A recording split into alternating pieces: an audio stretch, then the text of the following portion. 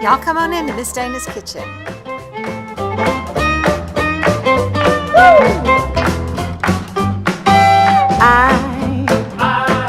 I won. Everybody, I'm Miss Dana and welcome to my kitchen. I'm so excited that you're going to be with me today because we have some exciting news. Steen's has been part of my whole growing up. My mother had always had Steen syrup at our home. We love it. It's a family business, Louisiana business in Abbeville, and they are going to sponsor me. I'm going to partner with them and share some delicious recipes occasionally. Always show you their wonderful products that you can get online. And today we are going to make the most delicious pecans, and we're going to use Steen syrup. I love this recipe. It's actually the first recipe in my first cookbook, and so it's near and dear to my heart. First time I made it, actually whenever I was working on it, I gave it to my daughter, Charlene, to take to a picking party. And a picking party in Nashville is whenever all the musicians get together, whenever they're not on the road or not in the studio, and just pick their guitars and sing. So they always like to have little snacks. So she brought it, and she said that she put it down and left for a minute and came back and the dish was empty. So in my blog and my books, what we call it is now you see them, now you don't mix nuts. You can use all pecans, or you can use almonds, you can use walnuts, whatever you like. I have kind of gone to using all pecans because we love pecans and they are grown in Louisiana. There are lots of places that you can get them sent to your home, and they're just so yummy. So anyway, here we go. We're gonna melt 1/4 cup of butter, and then we have this little bottle of Steen syrup, and these are available by the case from Steen's. You can order them. I like it because it's exactly the right amount to put in this dish, and if you want to use it in anything else, it's 1/4 cup. So there you have it. I'm melting the butter. I'm gonna stir the syrup in. What temperature is that at? It's at kind of a medium low because you don't want it to burn. You don't want the butter to brown. You just want to mix it together.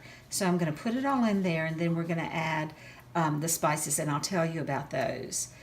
One important thing is whenever you put the pecans in, and I'll show you, you need to make sure that they're coated because you want all this yummy goodness to get down in the crevices of the pecans, and it makes them so good. This is honestly everybody's favorite recipe that I make, I think. Maybe not the very favorite that I make because they like my pecan pies too, but everybody loves this recipe. So now we're going to add our spices, and it's 1/2 teaspoon of cinnamon, 1/4 teaspoon of ginger, and 1/4 teaspoon of nutmeg. Add those in.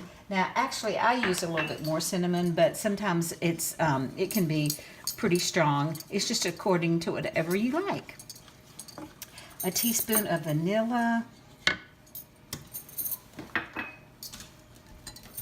Kind of a dash of salt. That's a Dana dash for sure. That's a Dana dash.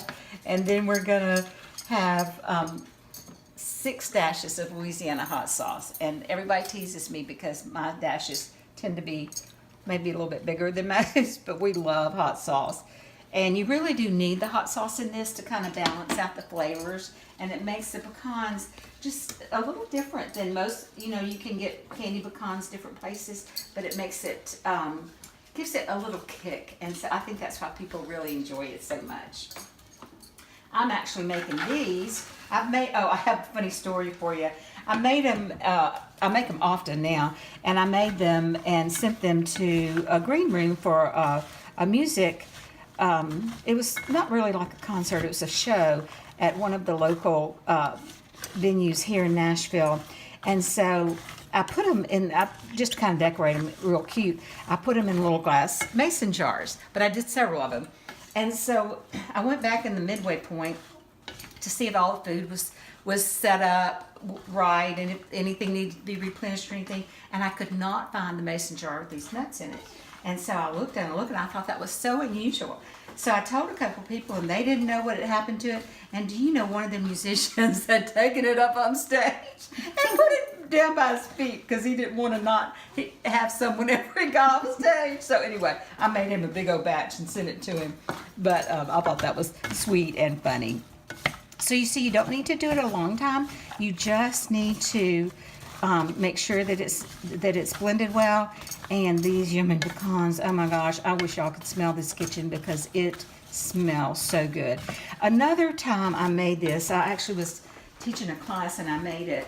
And so one of the ladies in the class was from Louisiana.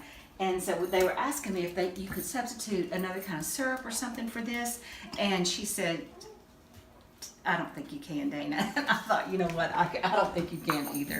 So order your Steen syrup. This is just a baking sheet with a little parchment paper on it. I'm just going to spray it lightly.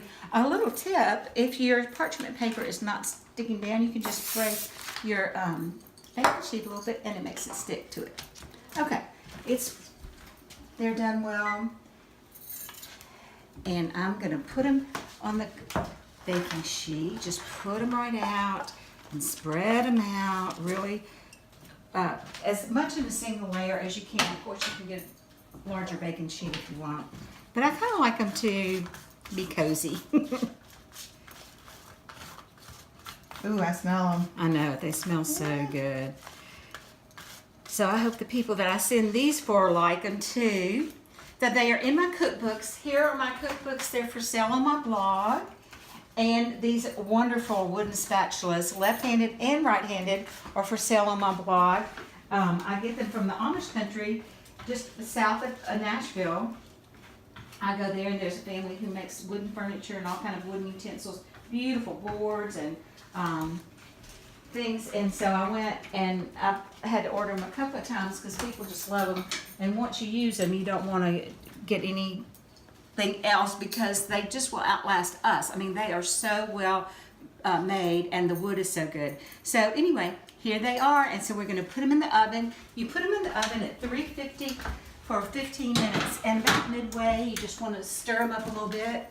And then you can put them in the fridge for a little while if you want to and let them harden, or you can just keep them out on the counter, let them cool, package them up, and send them to wherever you want to bless people because they will love them.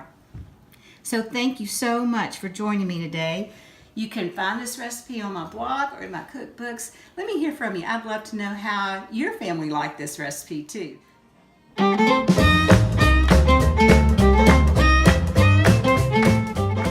Bon appetit, y'all.